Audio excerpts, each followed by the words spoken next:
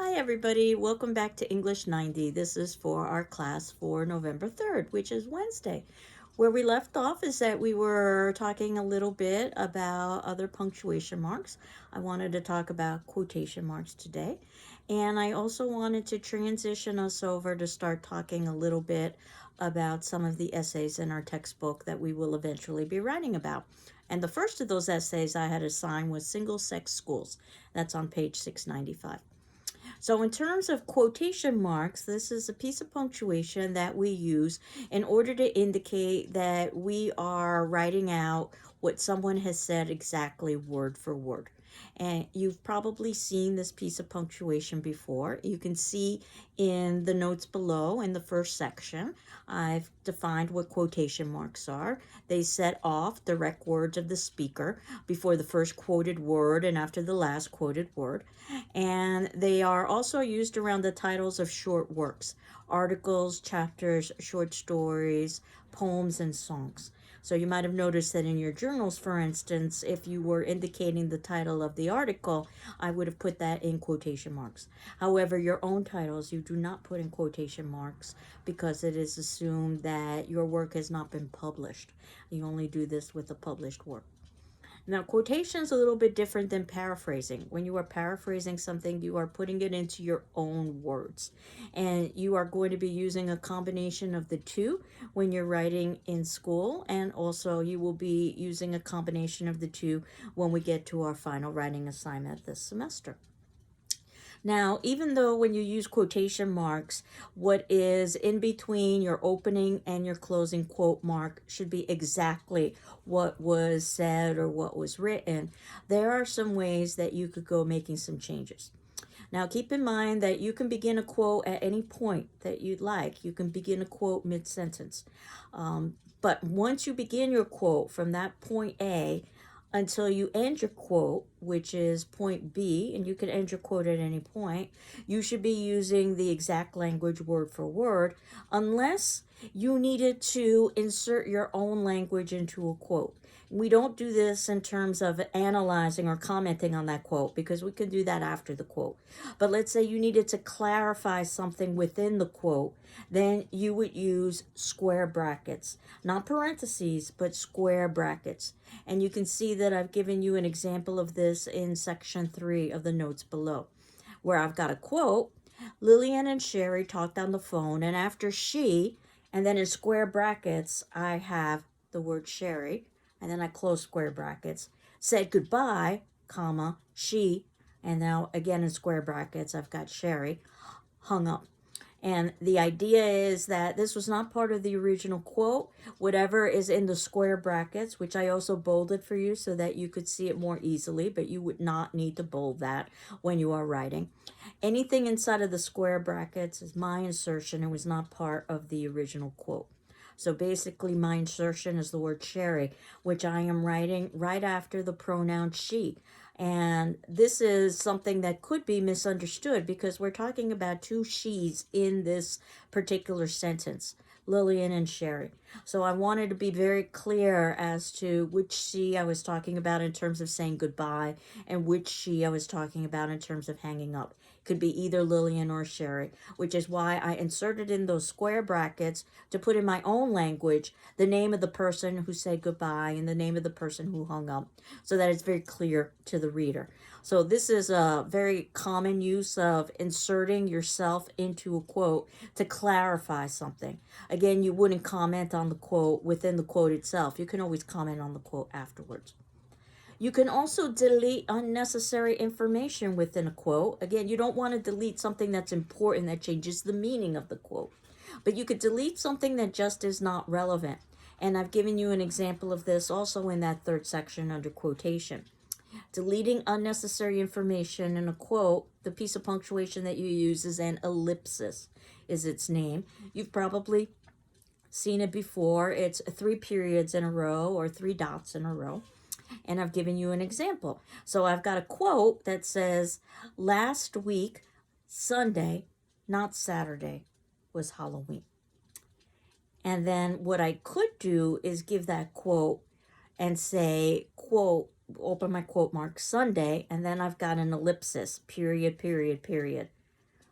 was Halloween, and then closing quote. So I left out a few words. I left out the words not Saturday because they weren't necessarily relevant to what I was saying. So in this particular instance, if you use those three periods or an ellipsis, what you're telling a reader is that at that particular point in your quote, you've left out a word or several words. So this is not the original quote. So a reader could go back and verify that indeed you've left out a word or several words. In fact, that's something we are going to be talking about next class, is how do you document a quote or indicate where a reader can find that quote so that they can verify for themselves that it's an accurate quote. But I'll save that for next class. And the last piece that I wanted to talk about in terms of quotation is what do you do if you've got a long quote? And generally speaking, that means over 4 lines of text. Not necessarily 4 sentences, but 4 lines of typing. What you do is something called the block quote, which means that you indent the quote so that it's easy to see where the quote begins and ends. And I've given an example for that as well in the notes below, where I've written in my own language. In my English 90 class, we read an essay called, notice I put the title of the essay, as well I should in quotation marks, Power Learning. That was about improving study skills. There are many useful passages in the essay. Perhaps the most useful passage is as follows. And then you can see that what I've got is a long quote that's several lines long. It's indented. There are different ways that you can indent. You can see that the example I've given you below, I've indented over to the right. But you can also center that particular block quote so that it's indented on both sides. And you can see that what the quote is, and notice I'm not using quotation marks because it's considered redundant, and that a quotation mark is letting the reader know that you are quoting. So you do not need to use quotation marks if you are using a block quote. And the quote reads, with no quotation marks because I've indented inward because it's over 4 lines long. First, attend class faithfully. Your alternatives, reading the text, reading someone else's notes, or both, can now substitute for the class experience of hearing ideas in person as someone presents them to you.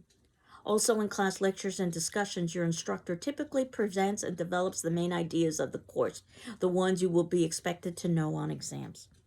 So all of that was a quote, and it was over 4 lines long of typed written text. So I indented it inwards.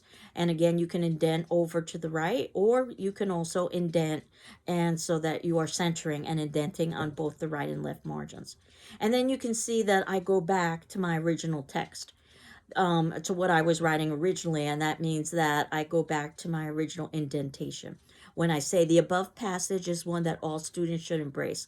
In fact, I've even quoted this passage to my friends as they're trying to improve their performance in their classes.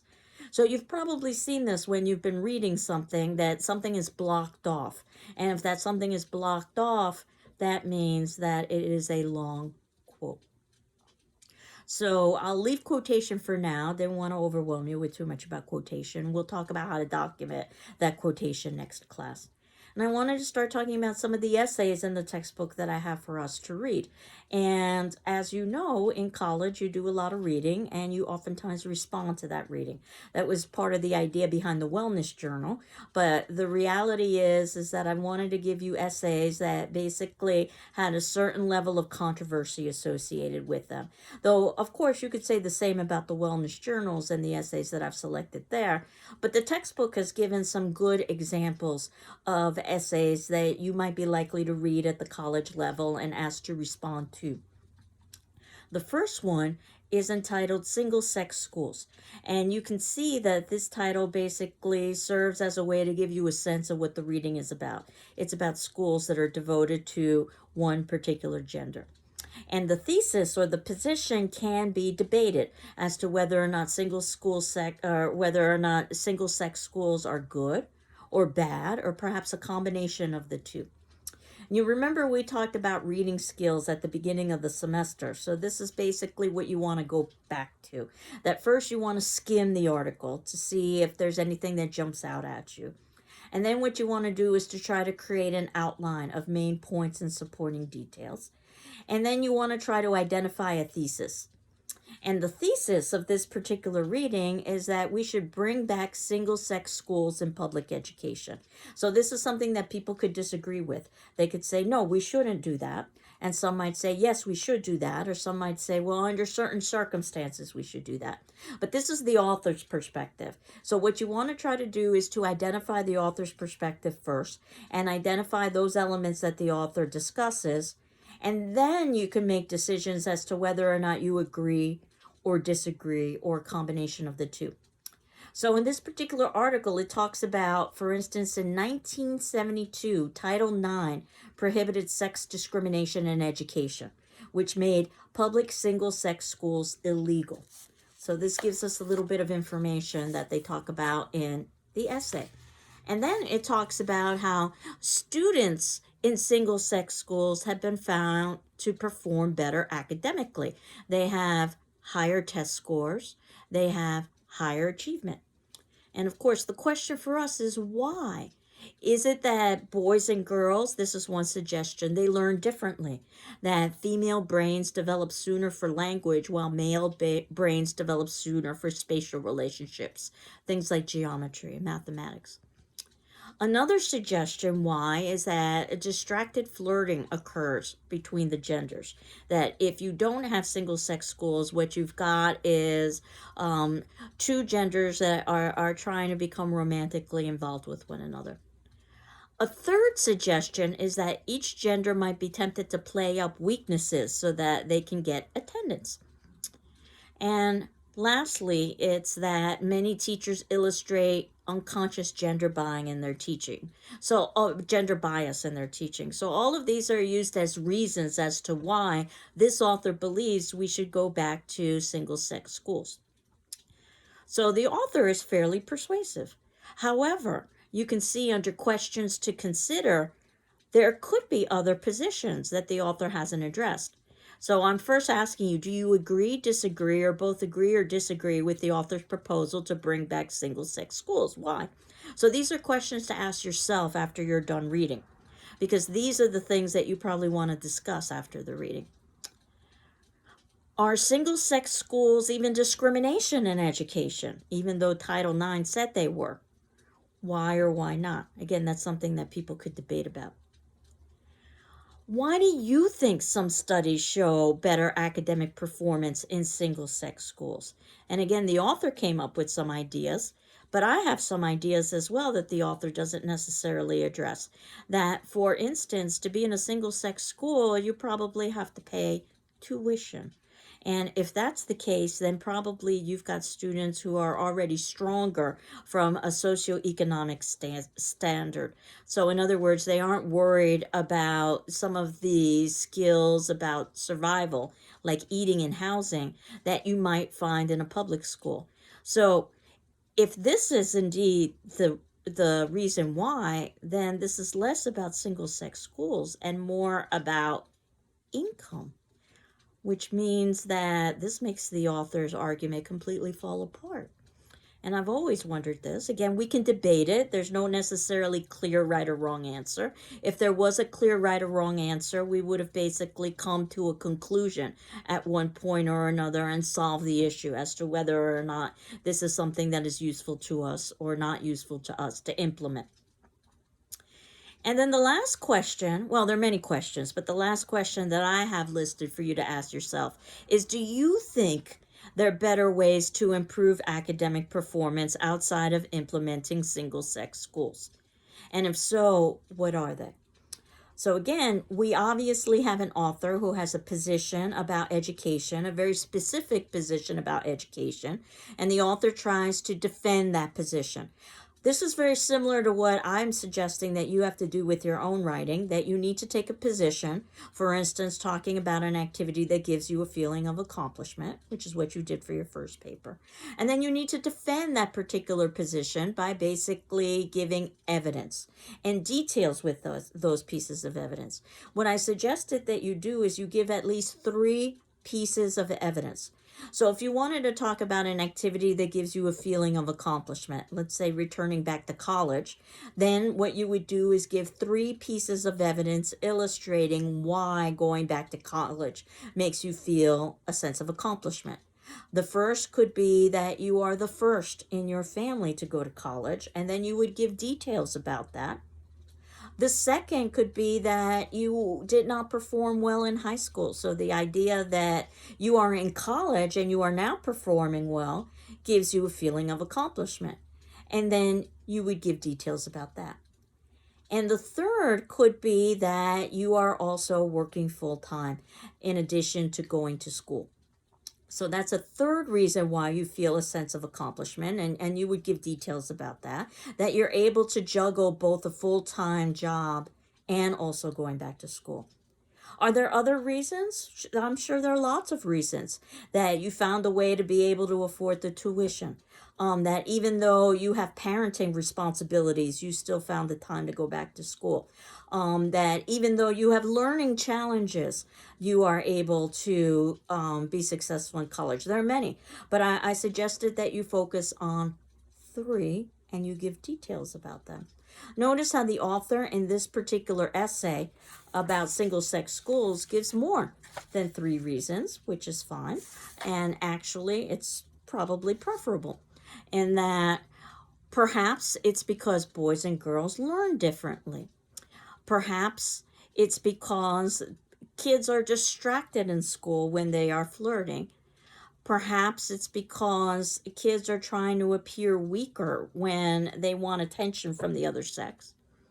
And also perhaps that its teachers have some sort of unconscious gender bias. So we're given 4 reasons with details. And of course, the longer the essay, the more reasons you are going to share. I suggested that you give 3 reasons because that's a good place to start, and because you were writing just one paragraph. Though certainly you could write more than one paragraph for that particular assignment, but I asked you to write one paragraph so that we could develop the criteria of what a well-written paragraph is. That you've got a topic sentence that basically summarizes what that paragraph is about. That you've got supporting sentences that gives your evidence, and if you've got 3 pieces of evidence with details for each of those 3 pieces of evidence, that's where the length comes in. And then you have a concluding sentence that basically gives a sense of closure. But as you know, we are eventually moving to writing assignment number 2, where I am asking you to write 3 paragraphs: an introductory paragraph, a body paragraph, and a concluding paragraph. And imagine if you did that about a feeling of accomplishment. What you would do is have an entire paragraph devoted to what can make you feel accomplished. And ultimately, someplace in that paragraph, you're giving your thesis, which is that going back to school makes you feel accomplished. But remember, you've got a well-developed paragraph that's several sentences long to establish that idea that going back to school makes you feel accomplished. There are lots of different ways you could do this. You could perhaps give a quote about school in your introduction. Perhaps you could ask the reader questions. For instance, have you ever gone back to school, or have you ever felt a feeling of accomplishment?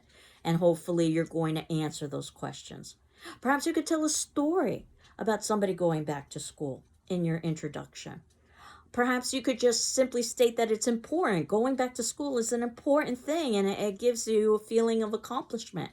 And there are many reasons why, and you could briefly detail those and then talk about them in greater depth in your body. You could talk about the opposite. You could talk about dropping out of school and then eventually talk about the idea of going back to school. So there are lots of different ways that you could begin an introduction, but the whole point of it is that you've got a well-developed introductory paragraph. And then in your body paragraph is where you could give those 3 pieces of evidence and talk specifically about being the first in your family to go to school. And you could talk about, secondly, about not doing well in high school. And then you could talk about, thirdly, your full-time job, and put all of that in a body paragraph. And then you could have a concluding paragraph, and that concluding paragraph needs to be as developed as any other paragraph.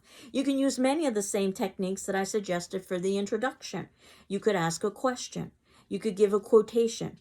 You could tell a story. You could tell the opposite. You could preview, or in this instance, it would be review what it was that you already talked about.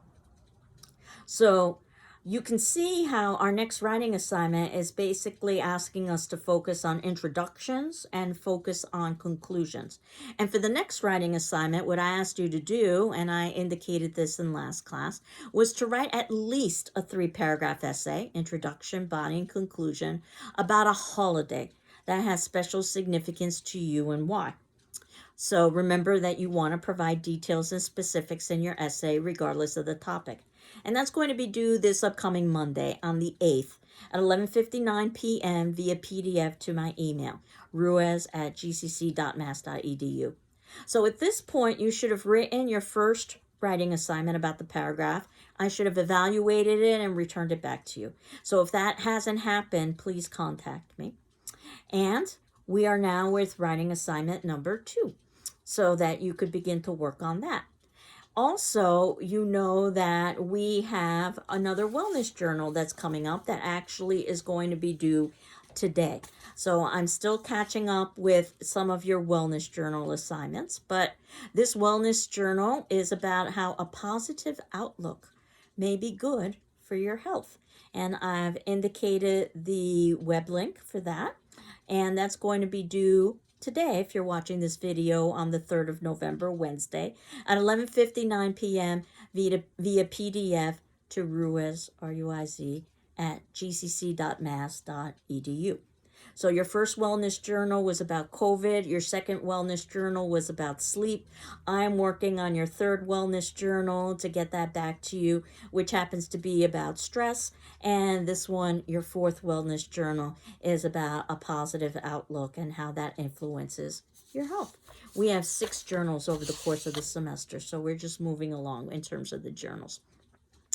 The last thing that I wanted to talk about today was registration for next semester. So as you may have heard, our registration date is going to be a little bit later than usual because we need to implement some record keeping in terms of showing proof of COVID-19 vaccination as required for the state of Massachusetts for next semester. So that's what GCC is working on. And I'll talk a little bit more about registration as we get a little bit closer to the registration date, our new registration date. But you should know that that has not stopped our schedule from going live on the GCC website. So if you were to go onto the GCC website, you should be able to find a link there for not only the spring schedule, but for the intersession schedule. What intersession means is that that's the period of time between the fall and the spring schedule. We basically have most of the month of January off. But that said, we also offer a limited number of classes that are offered during that month. And they are the same as semester-long classes, but they are very highly condensed. They meet Monday through Friday, 3 to 4 hours a day. So again, very, very highly condensed. But in 3.5 weeks or so, you can complete the equivalent of work that you would do over a typical 16-week semester. So the intersession classes, those limited classes that are being offered during January in 3 weeks, are something that you can look up and see which ones are being offered. And also the entire spring schedule is something that you can look up now as well, so that you can get a sense as to what classes are being offered, so you can begin to make some decisions about what it is that you think you'd like to take. And this is what we will talk about in greater depth as we get a little bit closer to registration, in that you can how you can contact your advisor and make an appointment so that you can begin to formulate a schedule for next semester. But I thought at this point I would ask you, as your attendance question, this would be due on Thursday, the 4th of November by 10 a.m. What questions, if any, do you have about registering for next semester at this point? Because again, I'll be talking about this later, but if you have any burning questions now, I'll be happy to answer them. And certainly if you don't have any questions, just say you don't have any questions, and that's perfectly fine. But, and just state that, and that would count as your attendance for today. But at this point, what questions do you have about registering for next semester? And I will try to answer them to the best of my ability. Some of them are a little bit unknown because of COVID and how things are being created right now. But nevertheless, I might be able to answer something for you now. as you are looking at the schedule. And I encourage you to begin to look at classes and think a little bit about what classes you might want to take. It's an interactive schedule, so you can do searches based on things like instructor or time or method format for teaching online as opposed to in person. So there are lots of different ways that you can search. So we'll continue on next class where I will talk about the next essay that I'd assigned, and I'll also continue to talk about quotation and other punctuation marks. I hope you're doing well. I'm doing well, and we will continue on next class. Take care. Bye-bye.